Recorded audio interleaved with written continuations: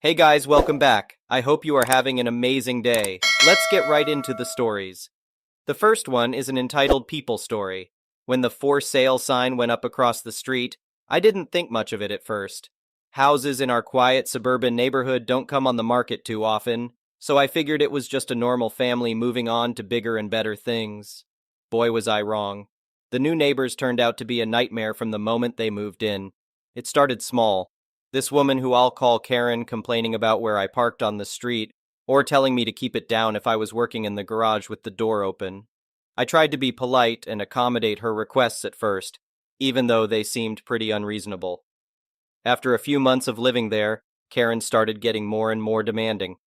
She would bang on my door at all hours, complaining about my dogs barking when they were just playing in the backyard. She left nasty notes on my car about leaving for work too early in the morning.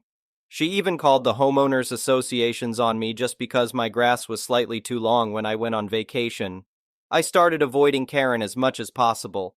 I felt like I was walking on eggshells in my own home, worried she would flip out over the smallest thing. My neighbors on the other side said they were having issues with her too. We swapped Karen horror stories and tried to ignore her increasing crazy behavior. The breaking point came on a Saturday afternoon when I was grilling burgers in my backyard. Karen stormed over to my fence and started yelling at me to turn the music down. I politely explained that I didn't have any music on, just enjoying the nice weather. This set her off even more, screaming about how inconsiderate I was, and how I was ruining her son's weekend with my loud behavior. That's when she dropped the big bombshell. Her son deserved to have a huge in-ground pool built on my property so he could enjoy his weekends. She informed me that I would need to sell her my house immediately so they could tear it down and build the pool. I was so shocked I didn't even know how to respond at first. Was this woman seriously demanding I sell her my house so she could build a pool? The audacity was unbelievable. Once I composed myself, I told Karen in no uncertain terms that my house was absolutely not for sale. She kept ranting about how her son needed a pool and no other yard in the neighborhood was big enough. I finally had to go inside and lock the door just to get away from her. Over the next few weeks, the harassment escalated. Karen showed up at my door several more times demanding I sell to her. She had flyers printed up that she put on all my neighbors' doors saying I refused to sell to her poor son. She even had a petition going around claiming I was blocking necessary neighborhood improvements by not allowing the pool construction. I started keeping records of all Karen's antics and made copies of the crazy flyers. I wasn't sure if I would need evidence to get a restraining order, but her behavior was really frightening. The final straw came when I arrived home after work one day to find Karen in my backyard with a survey team, staking out where she wanted the pool built. I immediately called the police while ordering the men off my property. The cops came and had to physically escort Karen back to her house, though she was still shouting about how I was denying her son. The police report and stack of documentation I had on Karen's harassment paid off. I was able to get a restraining order that prevented her from contacting me or coming on my property. Karen also got slapped with fines from the homeowners associations for her illegal survey and unauthorized encroaching on my land. The victory was short-lived, though, as Karen and her family moved a few weeks later. I don't know if the homeowners association's fines or restraining order motivated their quick exit, but I was glad to see them go. The new neighbors keep to themselves, though I did warn them about Karen in case she tries any of her crazy antics on them. After my nightmare experience with that entitled woman, I appreciate my normal, peaceful neighborhood more than ever, and I'm now hyper-vigilant about any new for sale signs going up nearby. The next one is a pro-revenge story. Several years ago, my friend, we'll call him Boris, and I would always help each other with spring cleanup for our properties. This included removing damaged trees, preparing garden plots, and taking care of our weed-infested yards. I was going to be the first on the cleanup detail, so I prepared tools and implements the Friday before the big cleanup was to happen. I sharpened tools and chainsaw chains, the lawnmower blade, and just got everything in order. Among those tasks was mixing oil with 2-cycle oil. I finished up kind of late and generally put things away for the next day. The next morning, Boris showed up with coffee and biscuits around 8 a.m. As we were sitting on his tailgate enjoying breakfast, my neighbors rode by in their beat-up Chevy Cavalier, smoking like a freight train. We'll call them Rocky and Bullwinkle. Boris and I made the usual jokes about the amount of smoke pouring from the exhaust. Damn, bet they go to the gas station and fill up with oil and check the gas. We soon finished breakfast and thought no more about it. As we began to get the tools laid out and hatch out a plan of attack, I could not find my gas cans. No mixed gas, regular gas, or a gas can in general. That's when it dawned on us why the car Rocky and Bullwinkle were driving was smoking so badly. I was pissed, to say the least. Well, all Boris and I could do was go shopping for gas cans, gas, and more two-cycle oil. After we returned, we saw Rocky and Bullwinkle pass by several times, but all in all, we got a lot done. The next weekend, we dedicated to cleanup at Boris's. A weekend or two went by, and we had a family dinner at my wife's grandparents', Rocky and Bullwinkle's. Toward the latter part of the evening, we were having a few drinks. Most people had left, and myself and my wife's grandfather were shooting the breeze when I had to take a leak. As I was doing so, I saw a gas can with very distinct paint on it. I inquired from the old man about how it came into his possession, and he stated Rocky and Bullwinkle left it there. I simply explained it was mine, as was another, and loaded them into my truck. It ate at me every time that POS car with my post neighbors went by, so I hatched a plan from a rotten egg. I went and bought a few gallons of gas, a few gallons of diesel fuel, and some other various oils. I made a concoction of these different chemicals, and filled my new 6-gallon gas can I had to purchase. With some clean gas, I filled the lawnmower and cut some grass that evening, making sure Rocky and Bullwinkle saw me. Then I put everything away but forgot and left that rotten egg gas can out. I got up and went to work the next morning and didn't even think to check on the can. But when I got home, I checked and it was gone. My wife informed me that my plan must have worked, as she watched Rocky and Bullwinkle go in and out with the car, not only smoking but spitting and sputtering as well. The last time they rode out, they didn't ride back in. They gave me about an hour of peace before they came over and wanted to know if I could look at the car and see what was wrong. If it could not be fixed on the side of the road, maybe tow it home. My response? I've had a long day and have a migraine, maybe tomorrow. I saw the panic set in when I told them that. That's when they told me they had no insurance and it was on a main road. Tough luck. So the highway patrol did run across it and had it towed. It was going to cost them around $500 to get it out of impound. Plus they had to have current registration and insurance. The car wasn't worth it. Well, they're those types of people that good luck just falls on them, and the pastor for a local church gave them an old Ford Taurus. It took me a few cans of rotten egg gas, but I got the motor to lock up after about a month. This time it quit in their grandparents' yard. So they scrapped it, and as luck would have it, they got their income tax returns. They bought a nice-looking Ford F-150, but it began having problems too. It smoked really bad. They did take it to a mechanic who eventually found the problem. He got the truck running right again for about $1,500, and I have never had any more gas come up missing. The next one is a petty revenge story. In my mid-20s, early 2010s, I was looking for a used moped. I found one on an online marketplace. The seller didn't want me to go to him, so he met me at my apartment complex. It was a really big apartment complex, so he wouldn't know where I actually lived. He pulls the moped out of the back of his truck and 3 pieces literally fall off of it. It had a flat tire, so I couldn't test ride it. At that point, I'm out. He starts yelling at me about how I'm a time waster and how I should pay for his gas. I tell him off as I'm walking away, and that was that. Except he kept calling and texting me talking crap. I gotta admit, it got quite juvenile between us. Part of me was like, just block this fool and be done. But the petty part of me kind of liked watching him squirm because I was dropping rhetorical elbows on him. Pretty much all of his insults were something about me being gay and liking gay sex. I'm straight, and my then GF was with me when I met up with him. So after a while I start feeding into it, except I turned it around about his mom being a dude and me being her top. I told you, very sophomoric and depraved. Think like South Park type of dialogue. After a particularly brutal exchange, he stopped and I thought it might finally be over. The next day, mid-afternoon, my phone starts blowing up. When I say blowing up, I mean like I was getting so many calls that every time I answered one, I'd have multiple missed calls and voicemails and text messages as soon as I got off.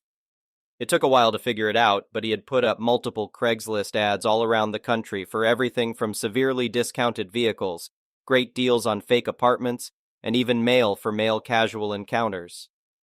My phone was literally unusable. Could not dial it because of constant incoming calls, texts, and quite a few dick pics. I had to borrow my girlfriend's phone to file a police report so they could get him to stop. After a little time, the cop calls me back with him on the line, and he basically gets us both to say we'll stop, like a couple of kids getting a warning from an elementary teacher or something. And that was the end, or so I thought.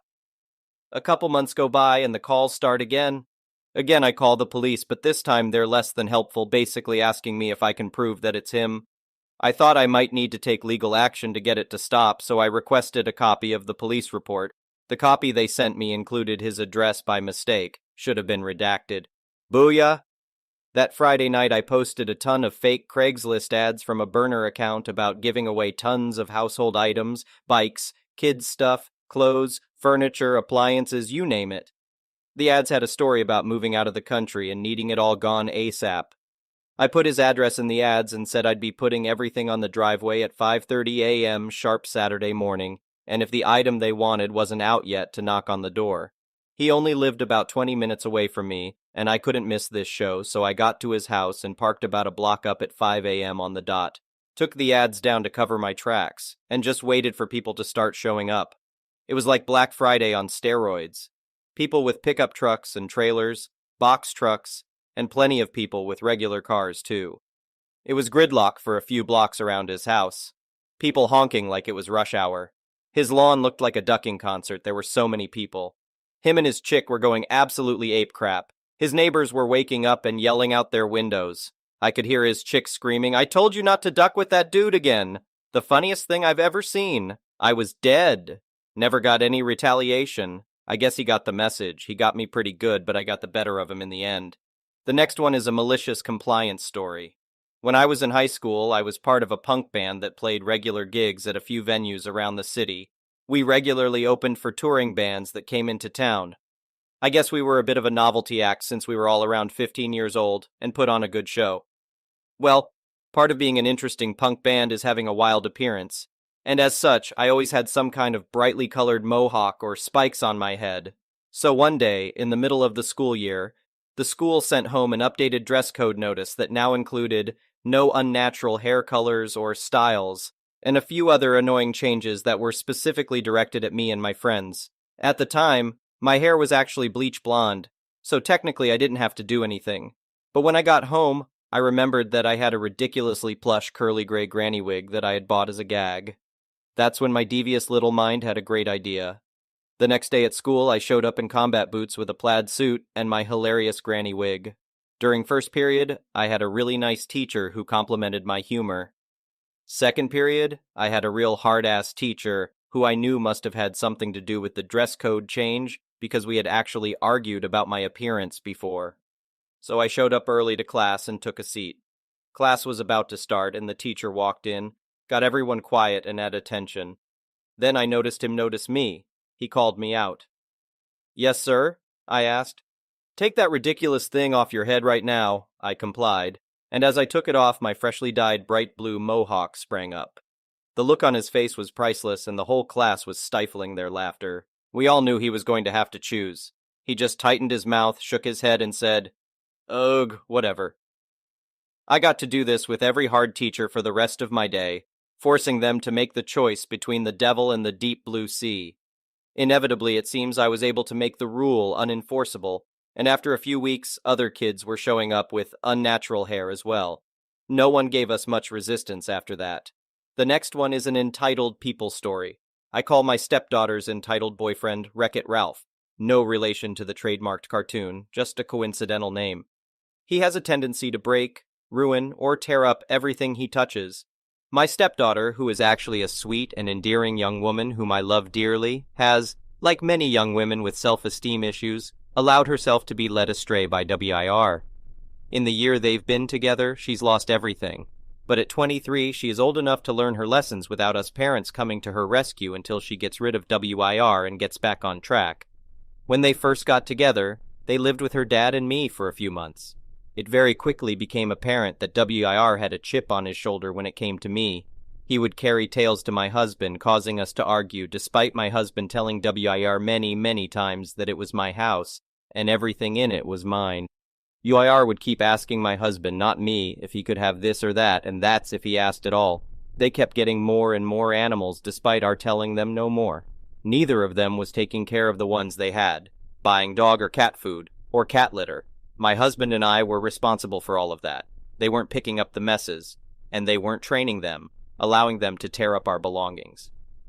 Marijuana is legal in our state, and there is a dispensary in our town. The only work these two would do is door delivery, her job with the daily payout, just to get enough money for WIR to make a purchase at the dispensary every day, along with eating at fast food restaurants. WIR's chip on his shoulder when it came to me was such that they brought my husband a soda one night, walking in the back door right past me, calling out loudly, "We got you, your favorite soft drink," to my husband in the living room with zero inclusion of me. Another example is my stepdaughter asking if she could use my debit card to go get drinks for the four of us at a local convenience store one hot day, while my husband and I were unloading stuff from the truck and trailer in the backyard, which was no problem. However, when I checked my account, they had spent $20 on food for WIR without asking. The final straw came when I told them they had to replace the bedroom door their dog had chewed the bottom out of, and I refused to allow the pit bull mix they wanted to rescue, even though it had a bite history, to enter my home. They moved to my stepdaughter's mother's home at that point. During their time there, my stepdaughter kept getting tickets in her car, which is only registered to my husband. They weren't paying their insurance. I had bought my stepdaughter her own policy and paid the startup out of my own money when they lived with us, and didn't pay the plate renewal. Now her license is suspended, and it cost my husband and me $600 to get the plates. Again in his name only, unsuspended. Plus, they had damaged the car, and it needed repairs, so he took it from them. Before her license was suspended, but after the police took the plates from her car, my husband let her use his truck, which was on my insurance policy. WIR drove it even though he has no license, and he blew the motor in it. It is now sitting and can't be used. I told my husband I would put the car on my insurance for him, but only if he drove it. If he returned it to them, I was canceling the insurance, which I've stood by. Nevertheless, WIR called daily, demanding my husband return the car to them once it was legal and fixed. After 3 weeks, my husband finally said, "Look, you dumbass. I don't know what it is that you think you're trying to accomplish here, but you're not demanding anything from me, and you're not getting the car back. I may have originally bought it for her before she got with you, but it is my car in my name, and I'm keeping it in lieu of the truck you ruined. Don't call me again about the car, got it?" We had been hearing of ongoing disputes between my husband's ex and WIR. Things got so bad that WIR told my husband's ex-wife to pack her crap and get the F out of her own home. Another time he told her to shut the F up and remember who she's talking to. So we all decided it was time to let our daughter hit rock bottom since she wasn't seeing how WIR had taken her from being a sweet, lovable, well-liked, and responsible girl in a college nursing program to this person with a criminal history and no prospects at the moment. My husband's ex-wife moved in with her boyfriend, turning the power off at the home she had been renting, and told her former landlord, whom she was actually longtime friends with, that she wouldn't allow it to affect their friendship if he evicted them for squatting, since neither were on her lease to begin with. When my stepdaughter called wanting to come back, my husband told her she could, but WIR could not. Now they are staying at a homeless shelter in the town where WIR's mom lives, and WIR's mom won't let them live with her either. We hate to see her go through this, but this entitled WIR she won't let go of has really brought her down, and she can do so much better. This guy actually told us once he couldn't work at a factory that he interviewed at because it was climate controlled and his heart condition won't allow that. And then he argued with me and my husband that climate controlled meant controlled by the climate, so it was hot in summer and cold in winter. We haven't seen him hold a job or do anything useful and productive since they've been together, just demanding from and using the people who love the girl he's become a Klingon to. The next one is an entitled parent story. One of my pet rats suddenly became very ill. I rushed to the vets on public transport with another rat in the carrier to keep him company. The ill rat was admitted to the hospital overnight, and the outlook is not good. It's likely he will need to be euthanized. I was very upset when I got back on the train, and as I got on, a mother and daughter, around 5 years old, gasped in delight at seeing a pet in a carrier. I started ugly crying when I sat down and clutched the carrier. The mother and daughter sat next to me, and the mother joyfully encouraged her daughter to ask me what pet I had. I started crying harder and said, "I'm sorry, I'm not in the mood to chat. I will need to have an animal euthanized. You can have a look at my rat if you want." I turned away, put the carrier on the seat next to me, and cried more. A few seconds later, the woman encouraged her child to open the carrier to play with my rat. Okay, he's a big softy, but the train was stressing him out. I pulled the carrier away and said, "Please don't do that." The woman pulled her daughter back and said loudly and passive-aggressively, "Wasn't that lady rude?" The child started laughing at me. I'm listening to sad music, nose running, openly sobbing, while this woman and her kid insult me. Screw you! Thank you for watching. I would really appreciate it if you could like the video and subscribe to our channel if you haven't already.